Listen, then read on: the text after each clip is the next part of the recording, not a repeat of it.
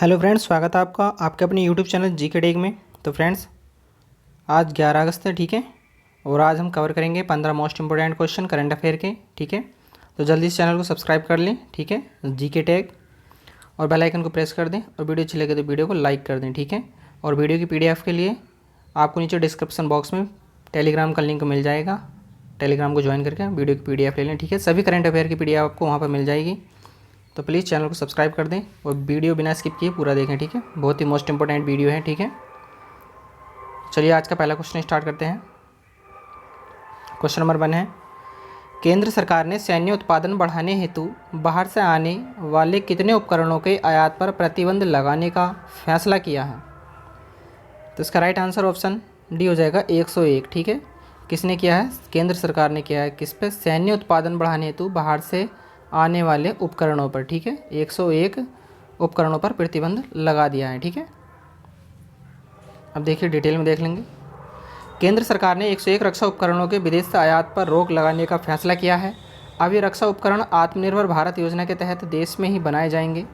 जिन रक्षा उपकरणों का भारत में निर्माण किया जाएगा उनमें artillery guns, assault rifle, corvettes, sonar system, transport aircraft, LCH radar समेत कई अन्य जरूरी उपकरण शामिल हैं। रक्षा मंत्री ने कहा कि प्रधानमंत्री नरेंद्र मोदी आत्मनिर्भर भारत की अवधारणा दी थी, जो कि 5 स्तंभों अर्थव्यवस्था, इंफ्रास्ट्रक्चर, व्यवस्था और भूगोल और मांग को आधार बनाया गया था, ठीक है। तो ये डिटेल है इसकी, इस क्वेश्चन की, ठीक है। हर क्वेश्चन नीचे आपको ऐसी डिटेल मिलेगी, ठीक है। तो चलिए नेक्स्ट क्वेश्चन देखेंगे। क्वेश्चन नंबर 2 है, किस राज्य के कोझिकोड में एयर इंडिया के विमान हादसे में पायलट सहित लगभग 18 लोगों की मृत्यु हो गई है? तो इसका राइट आंसर ऑप्शन बी हो जाएगा केरल राज्य में, ठीक है। केरल राज्य के कोझिकोड में एयर इंडिया का जो विमान हादसा हुआ है, ठीक है, उसमें पायलट सहित 18 लोगों की मौत हो गई है। अब देखिए नीचे देख लेंगे। दुबई से आ रहा एयर इंडिया का विमान केरल के कोझिकोड में एयरपोर्ट पर हादसे का शिकार हो गया। भारी बारिश के चलते रनवे पर पानी भरा था और लैंडिंग के समय विमान फिसलकर लगभग 50 फीट गहरी खाई में जा गिरा।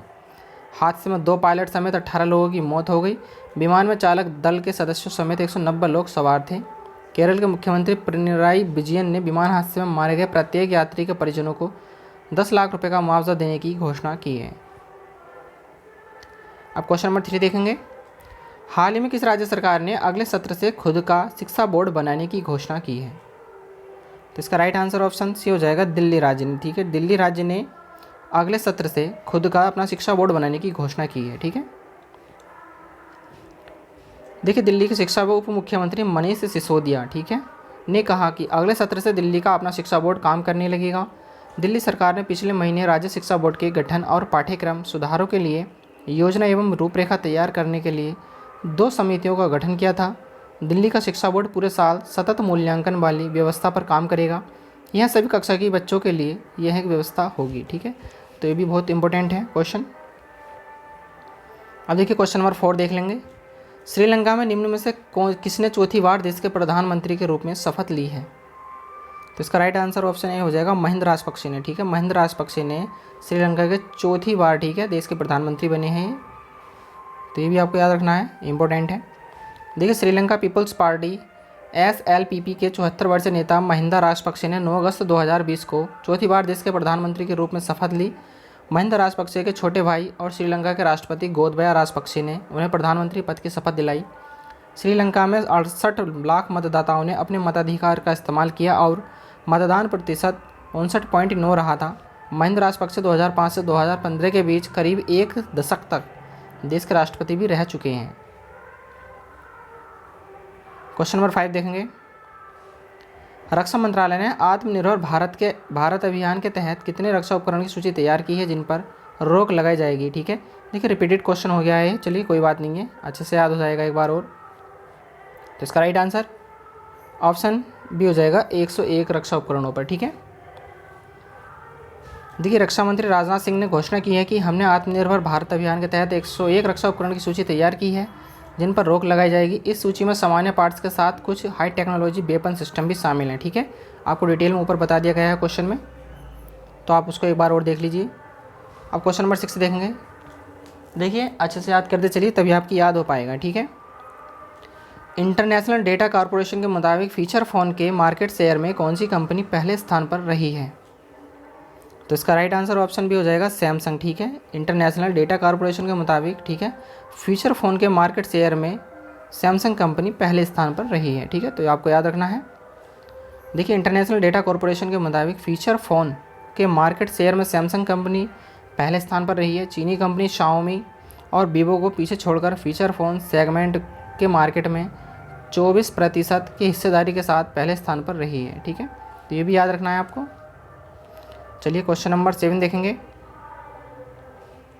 प्रधानमंत्री नरेंद्र मोदी ने 8.5 करोड़ किसानों के खातों में किस योजना के तहत 2,000 रुपये की छठी किस्त जारी की है, ठीक है, तो ये तो सभी को पता होगा, ठीक है, तो इसका राइट आंसर ऑप्शन डी हो जाएगा प्रधानमंत्री किसान सम्मान निधि योजना, ठीक है। प्रधानमंत्री किसान सम्मान निधि योजना के अंतर्गत प्रधानमंत्री नरेंद्र मोदी ने 8.5 करोड़ किसानों के खाते में, ठीक है, 2,000 रुपये की छठी किस्त जारी की है, ठीक है, तो ये भी आपको याद रखना है। देखिए प्रधानमंत्री किसान सम्मान निधि पीएम नरेंद्र मोदी ने 8.5 करोड़ किसानों के खातों में प्रधानमंत्री किसान सम्मान निधि योजना के तहत 2,000 रुपये की छठी किस्त जारी की है। देश के 8.55 करोड़ किसानों के खाते में 17,000 करोड़ रुपए भेजे गए हैं, ठीक है, तो ये भी आपको याद रखना है। अब क्वेश्चन नंबर 8 देखेंगे। भारत के किस आईआईटी संस्थान ने हाल ही में शीर्ष वैश्विक विश्वविद्यालयों के साथ मिलकर अंतर्राष्ट्रीय ई संगोष्ठी का आयोजन करने की घोषणा की है, तो इसका राइट आंसर ऑप्शन सी हो जाएगा आईआईटी खड़गपुर, ठीक है।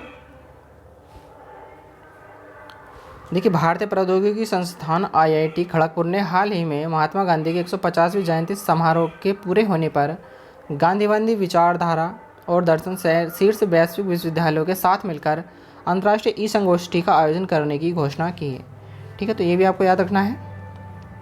अब क्वेश्चन नंबर 9 देखेंगे।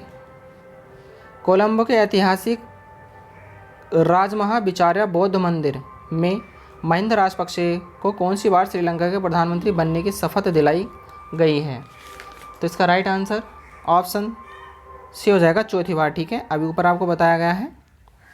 अब देखिए कोलंबो के ऐतिहासिक राजमहा बिचारा बौद्ध मंदिर में, ठीक है, कहाँ पे, राजमहा बिचारा बौद्ध मंदिर में महिंदा राजपक्षे को चौथी बार श्रीलंका के प्रधानमंत्री बनने की शपथ दिलाई गई है। श्रीलंका में 5 को संसदीय चुनाव हुए थे।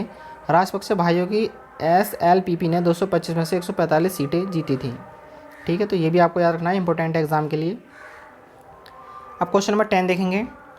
10 अगस्त को विश्व भर में कौन सा दिवस मनाया जाता है, ठीक है, तो इसका राइट आंसर ऑप्शन ए हो जाएगा विश्व जैव ईंधन दिवस, ठीक है। 10 अगस्त को क्या मनाया जाता है विश्व भर में, पूरे विश्व जैव ईंधन दिवस।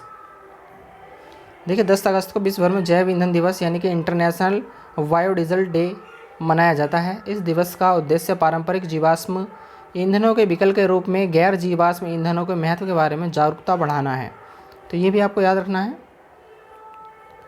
क्वेश्चन नंबर 11 देखेंगे। भारतीय सेना ने कोरोना वायरस के खिलाफ लड़ने के लिए किस देश की सेना को 10 आईसीयू वेंटिलेटर गिफ्ट दिए हैं, तो इसका राइट आंसर ऑप्शन सी हो जाएगा नेपाली सेना को, ठीक है। नेपाली सेना को भारतीय सेना ने कोरोना वायरस के खिलाफ लड़ने के लिए 10 आईसीयू वेंटिलेटर गिफ्ट दिए हैं, ठीक है। देखिए भारतीय सेना ने कोरोना वायरस के खिलाफ लड़ने के लिए नेपाली सेना को 10 आईसीयू वेंटिलेटर गिफ्ट दिए हैं। ये वेंटिलेटर एडवांस इन्वेसिव या non invasive respiratory support system सहित कई अत्याधुनिक डिज़ाइन के साथ तैयार किए गए हैं, तो ये भी आपको देख लेना है। क्वेश्चन नंबर 12 देखेंगे।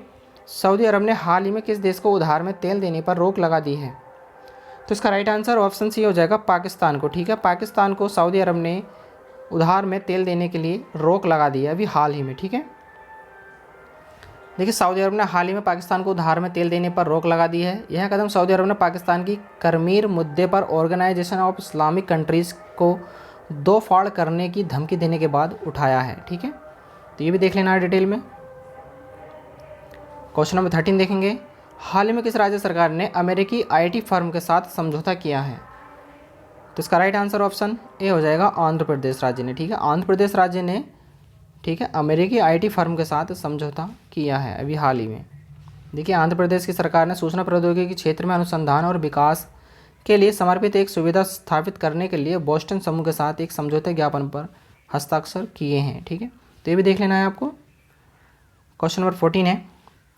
हाल ही में किस देश ने पर्यावरणीय आपातकालीन स्थिति की घोषणा की है, तो इसका राइट आंसर ऑप्शन बी हो जाएगा मॉरिशस देश ने, ठीक है। अब देखिए मॉरिशस के बारे में देखेंगे। राजधानी क्या है मॉरिशस की? पोर्ट लुई है। और राजभाषाएं क्या है? अंग्रेजी है। और अन्य प्रमुख भाषाएं क्या है मॉरिशस की? मॉरिसन है, क्रियोल है और फ्रांसीसी है, ठीक है। और करेंसी क्या है? मॉरिशियाई रुपया है, ठीक है। तो मोस्ट इंपॉर्टेंट है ये, ठीक है, पूछ लेता है एग्जाम में कभी भी, तो याद कर लीजिए। चलिए अगला क्वेश्चन देखेंगे।